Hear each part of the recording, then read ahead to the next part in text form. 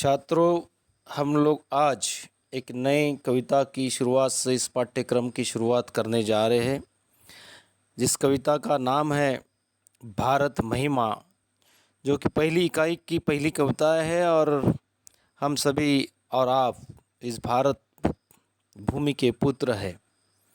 और इस जिस संदर्भ में हम लोग विस्तृत आगे पढ़ने वाले हैं, लेकिन इसके पहले मैं आपसे बता दूं, जैसे हम लोग इस भारत महिमा के बारे में पढ़ने वाले उन्हीं उसी के अनुरूप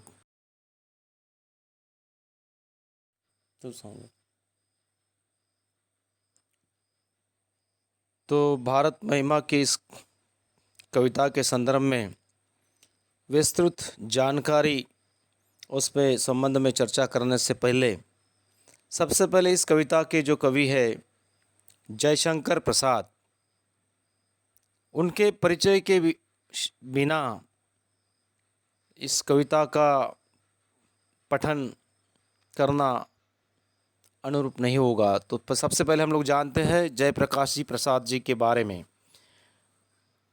इनका जन्म सन 1890 उत्तर प्रदेश के वाराणसी में हुआ। इनका मृत्यु 1937 उत्तर प्रदेश वाराणसी में हुआ। जयशंकर प्रसाद जी छायावादी युग के 4 स्तंभों में से एक है माने जाते हैं। आप जयशंकर प्रसाद जी जो है ये बड़े ही बहुमुखी प्रतिभा के धनी हैं।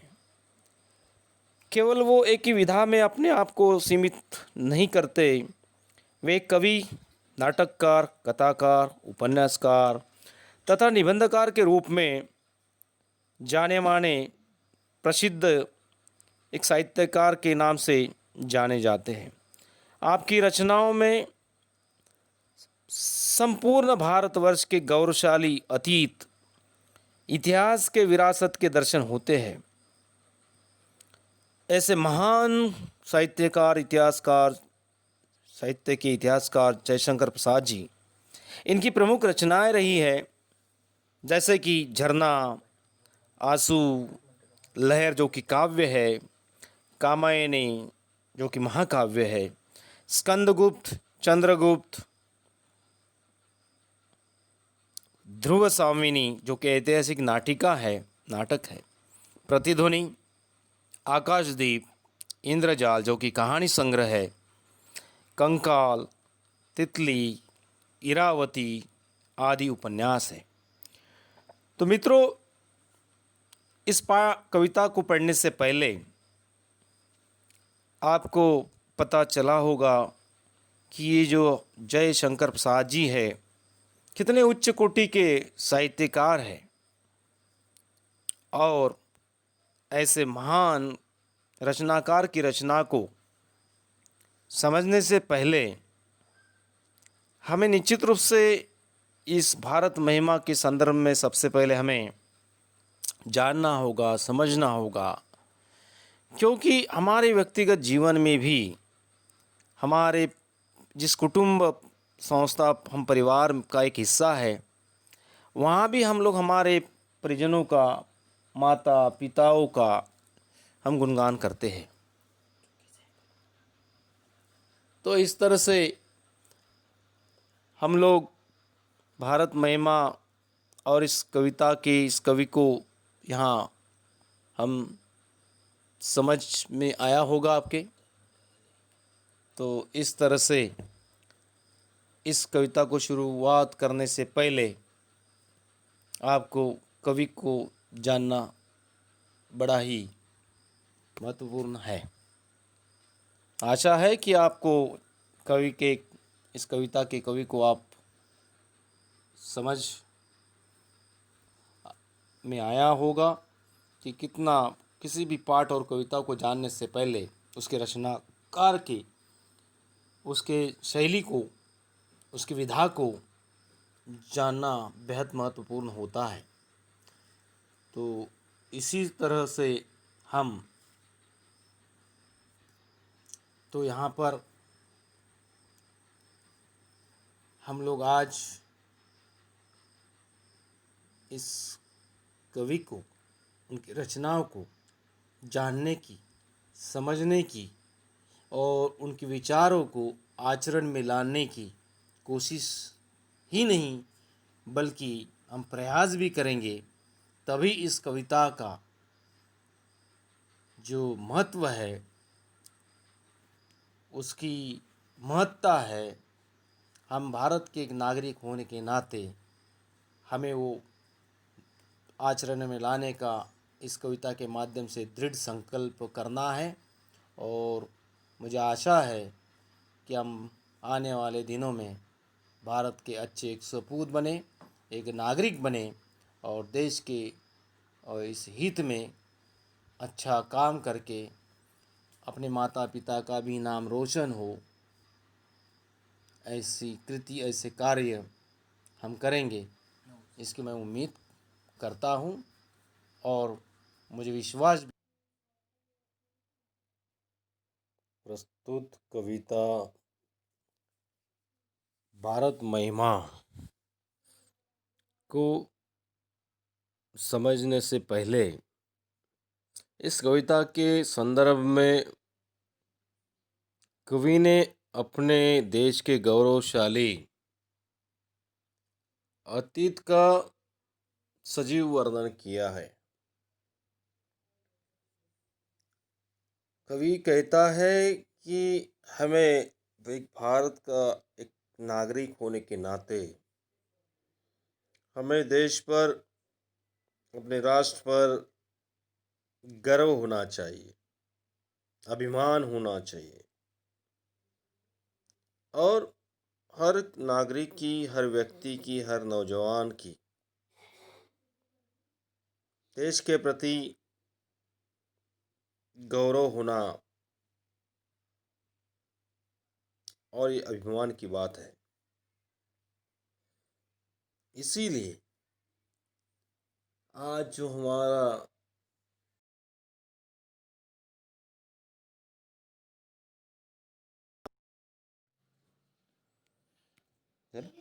छात्रों,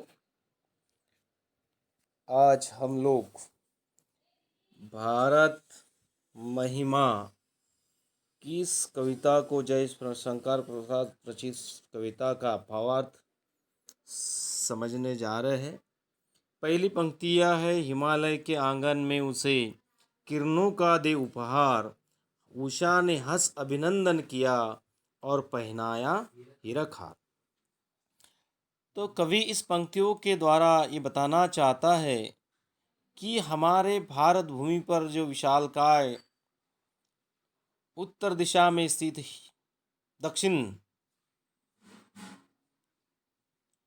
उत्तर दिशा में स्थित जो हिमालय हमारा खड़ा है, उसके आंगन में सबसे पहले जो प्रातःकाल में किरणों का उपहार, जब सूरज की किरणें प्रातःकाल जब हिमालय की उस बर्फ पर पड़ती है, तो उसी रोशनी से सुबह का, उस प्रातःकाल का दिन की शुरुआत होती है और उषा उन किरणों को हंसकर उसका अभिवादन करती है और उस हिमालय के बर्फ पिघले हुए बर्फ के जो छोटे छोटे जो टुकड़े हैं, उन टुकड़ों से बनाया हुआ हीरे का हार मानो हिमालय को पहनाता हो। दूसरी पंक्ति है, जगे हम जगे लगा जगाने लगे जगाने विश्व लोकों में फैला फिर आलोक, योमतम पुंज हुआ तब नष्ट अखिल संस्कृति हो उठी अशोक। छात्रों, इस संसार में सबसे पहले हम जब शिक्षित हुए, ज्ञानी हुए, उस ज्ञान के माध्यम से हमने विश्व के सारे देशों को, वहाँ के बसे लोगों को हमने उस ज्ञान का प्रसार और प्रचार किया और फिर अज्ञानी संसार सृष्टि में सारे लोक में अज्ञान के अंधेरे को दूर करके ज्ञान का प्रकाश फैलाने का काम किया। योमतम पुंज हुआ तब नष्ट इसका भावार्थ ये है कि आकाश में जो अंधेरा है, उस आकाश के संसार में अज्ञान रूपी अंधकार को, उस अंधेरे को इस ज्ञान के माध्यम से नष्ट करने का काम किया। और सारे सृष्टि में जो संसार है, उस संसार में ज्ञान का प्रकाश फैलाया। विमल वाणी ने वीणाली कमल कोमल, कर में सप्रीत, सप्त स्वर सप्त सिंधु में उठे, छिड़ा तब मधुर साम संगीत। विमल वाणी, जो शिक्षा की जो देवता है, सरस्वती, जिसके हाथ में हमेशा वीणा, जो कि उन सभी जो स्वर है उसे मधुर संगीत निर्माण होता है।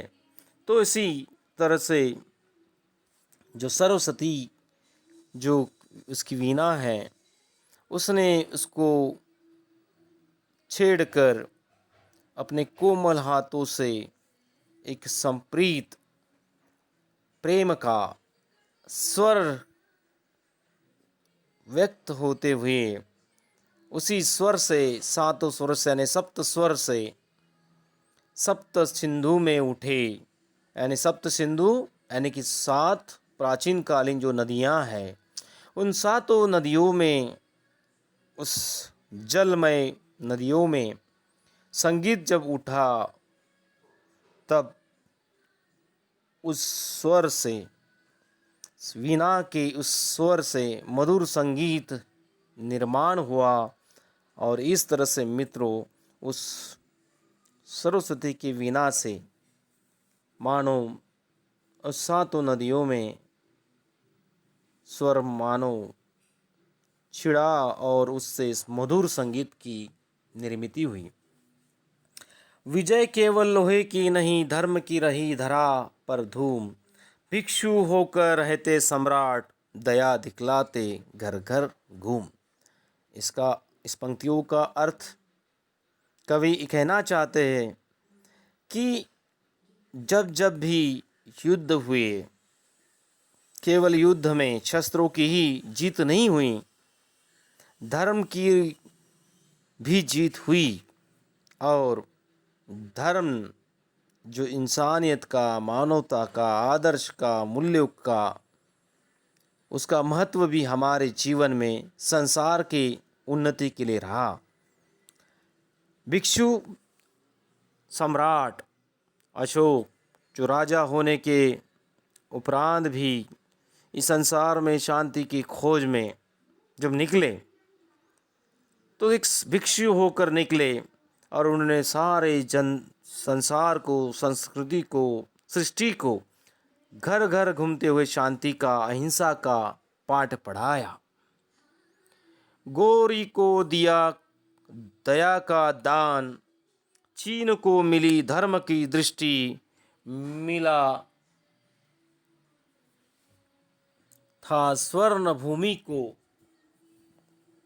रत्न, शील की सिंहल को भी सृष्टि।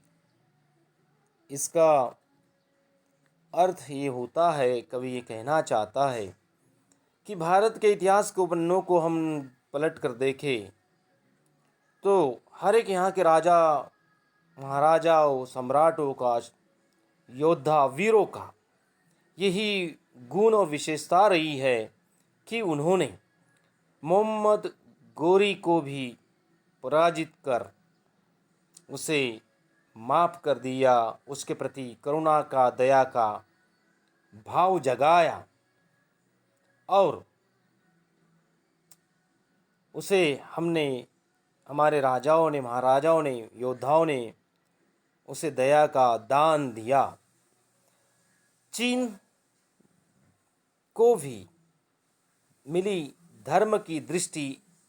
इसका अर्थ ये होता है कि हमारे पड़ोसी देश जो चीन है, वहाँ की संस्कृति में, उनके धर्म में भी हमारी संस्कार, हमारी संस्कृति की झलक दिखाई देती है। उनके आचरण में, उनके व्यवहार में, उनके उन इतिहास के सभी दृष्टिकोण से भारत का बड़ा योगदान रहा है। और इस तरह से हमारे इस भारत के स्वर्ण भूमि पर ऐसे अन्य साधारण ऐसे योद्धा सम्राट हुए, जैसे रत्न ने यहाँ पर जन्म लिया इस भारत भूमि पर। और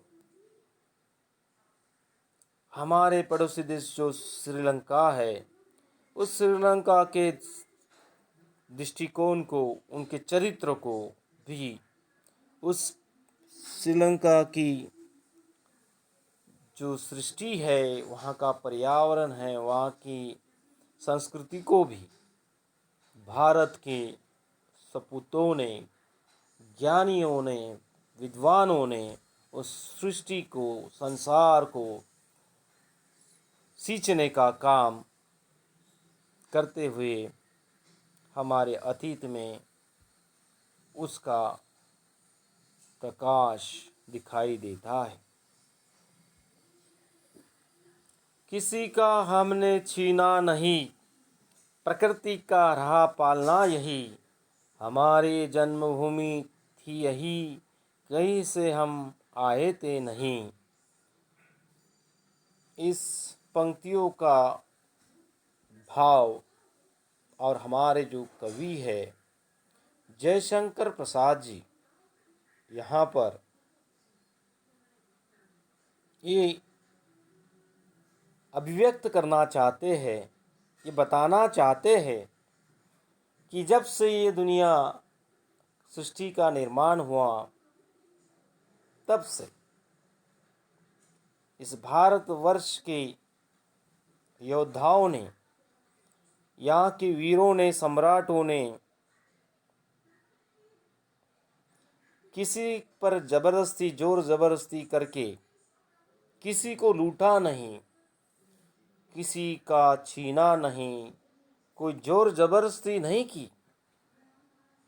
इसी तरह का भारत की संस्कृति हर एक यहाँ के योद्धाओं का, सम्राटों का, विद्वानों का, यही उनका स्थायी भाव रहा, उनका स्वभाव रहा।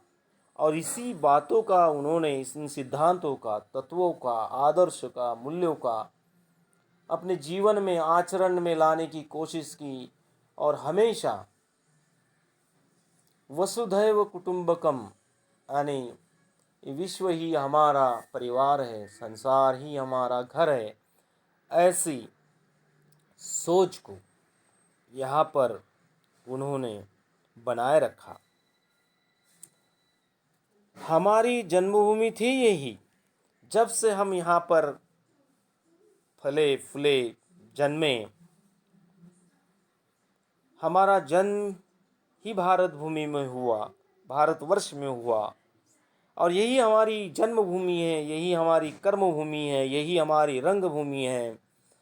और इसीलिए कवि कहता है कि हम यहीं जन्म लिए, यहीं पर कर्म किए, यहीं पर अपने हमारे कर्तव्यों को निभाया और मानवता के प्रति प्रतिज्ञाबद्ध रहे।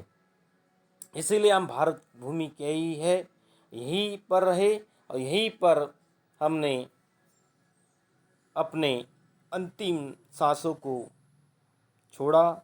और इस तरह से हम यहाँ पर हमेशा सदा से भारत में ही बसे रहे। यही हमारे कवि का भाव है और संदेश भी है। चरित थे पुत, भुजा में शक्ति, नम्रता रही सदा संपन्न, हृदय के गौरव में था गर्व, किसी को देख न सके विपन्न। इस पंक्तियों से हमारे जो कवि है जयशंकर प्रसाद जी, ये अभिव्यक्त करना चाहते हैं, बताना चाहते हैं कि यहाँ के हर व्यक्तियों का, फिर चाहे वो अमीर हो, गरीब हो, समाज के हर तबके का, हर व्यक्ति का हमेशा से चरित्र उनका पवित्र रहा है।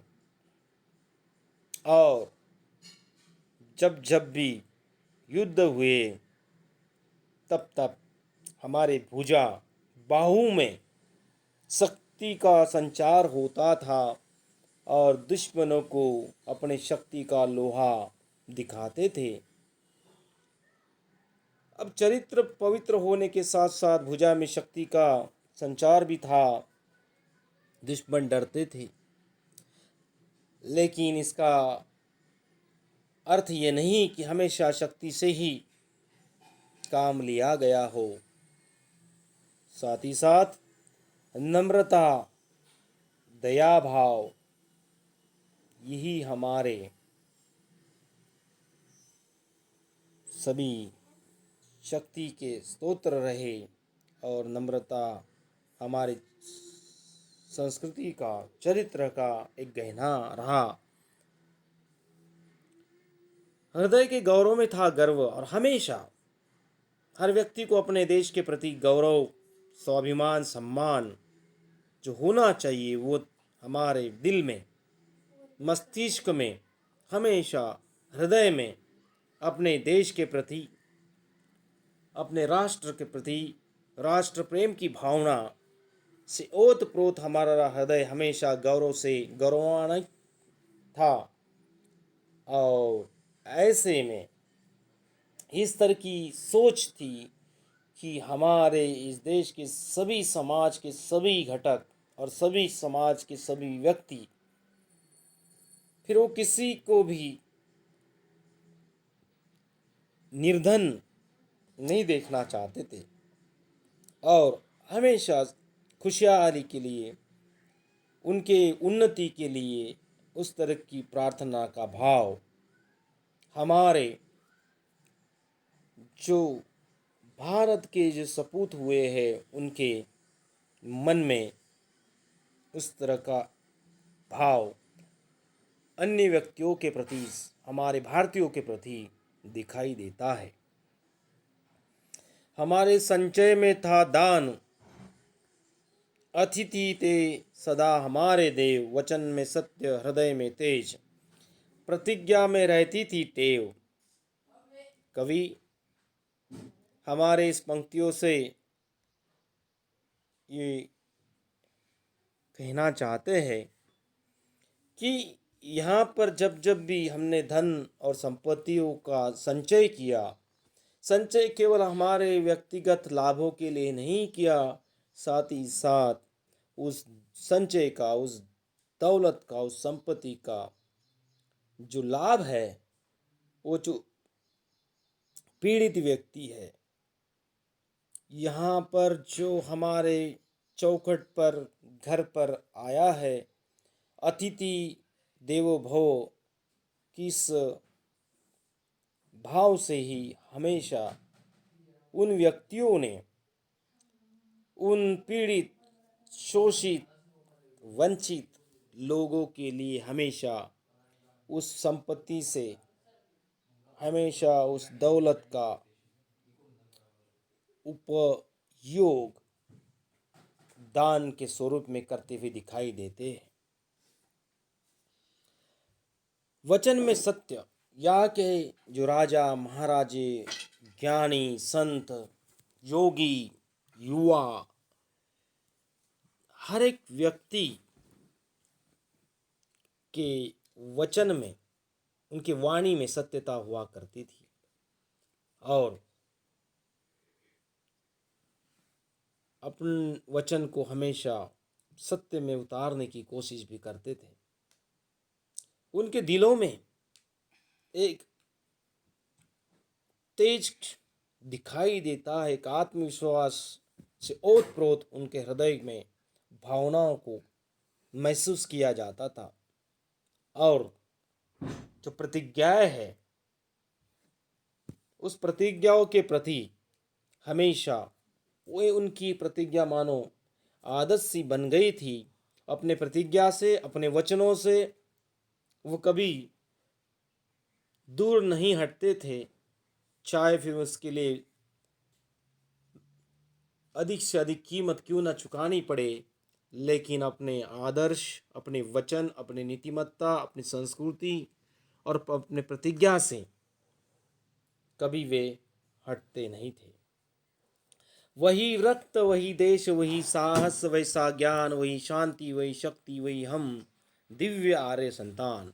तो इसी तरह से हमारे शरीर में वही रक्त संचारित है जो हमारे पूर्वजों में उनके संस्कारों से, उनके व्यक्तित्व, उनके चरित्र में हुआ करता था। उसी देश के हम वासी है और वही साहस हम में है और उसी तरह का ज्ञान जो हमारे पूर्वजों में, ज्ञानी संतों में हुआ करता था, उसी तरह का ज्ञान भी आज हमारे व्यक्तित्व चरित्र में, समाज में जीवन यापन करते हुए वो हमें दिखाई देता है और उस तरह का होना चाहिए। यही संदेश हमारे कवि हमें देते हैं। और वही शांति, वही शक्ति, वही हम दिव्य आर्य संतान हैं। और आज हमारे जीवन में शांति, वैसी शक्ति का संचार है और हम आर्यों की संतान कहलाते हैं। वही ओज, वही दिव्य, वही विश्वास आज भी हमारे कर्तृत्व में, विचारों में, आचरण में हमें दिखाई देता है। जियो तो सदा इसी के लिए, यही अभिमान रहे, ये हर्ष है, निछावर कर दे हम सर्वस्व, हमारा भारतवर्ष, हमारा प्यारा भारतवर्ष। तो इसी तरह से हमारे अंतिम पंक्तियों में कवि का कहना है, कवि ये कहना चाहता है, संदेश देना चाहता है, जिए तो जिए, इसी भाव को लेकर जीना चाहिए। हर एक व्यक्तियों का यही एक संकल्प होना चाहिए कि हम अभिमान से, आनंद, हर्ष से इसमें रहना चाहिए और हमारा सर्वस्व निछावर कर देना चाहिए अपने देश के लिए। और ऐसे सुंदर भारतवर्ष के हम निवासी है, हम सपूत है और हर एक व्यक्तियों का यही यही प्रतिज्ञा होनी चाहिए कि हम उनके लिए कुछ करें।